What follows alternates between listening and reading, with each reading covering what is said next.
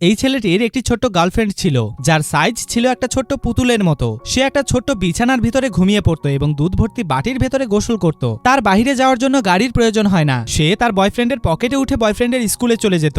একদিন মেয়েটির কাপড় বানানোর জন্য ছেলেটি তার শরীরের মাপ নেয় এবং কাপড় সেলাই করতে শুরু করে, কিন্তু ছেলেটির বানানো কাপড়টি অনেক খারাপ হয়, যার জন্য মেয়েটি কাপড়টি পরতে পারে না। এবার মেয়েটি নতুন ড্রেস নিয়ে আসার জন্য সিঁড়ি দিয়ে উপরে উঠতে থাকে, কিন্তু তার কাছে মনে হয় সিঁড়ি পাহাড়ের সমান। এটা দেখে সে হতাশ হয়ে উপরে উঠতে থাকে। প্রায় কয়েক ঘন্টা পর মেয়েটি উপরতলায় পৌঁছায়। সে অনেক ক্লান্ত হয়ে পড়ে। সে একটি বাক্স খোলে, যার ভেতরে অনেকগুলো পুতুলের ড্রেস ছিল।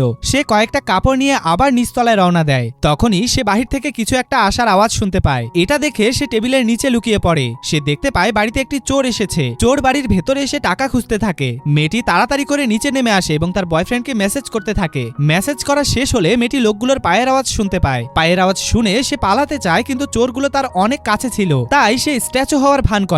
এক পর্যায়ে চোরটি তাকে দেখে ফেলে। চোরটি তার কাছে আসতে চায়, কিন্তু তার আগেই চোরটির ফোন বেজে ওঠে। চোরটি তাড়াতাড়ি নিচে চলে যায়। মেয়েটি একটি সাউন্ড বক্স দেখতে পায়। মেয়েটি কোনো মতে সাউন্ড বক্সের কাছে পৌঁছে যায়। সে তাড়াতাড়ি করে সাউন্ড বক্সটি অন করে দেয়। সাউন্ড বক্সের আওয়াজ শুনে চোরগুলো মনে করে বাড়িতে মানুষ আছে, তাই তারা দ্রুত বাড়ি থেকে চলে যায়।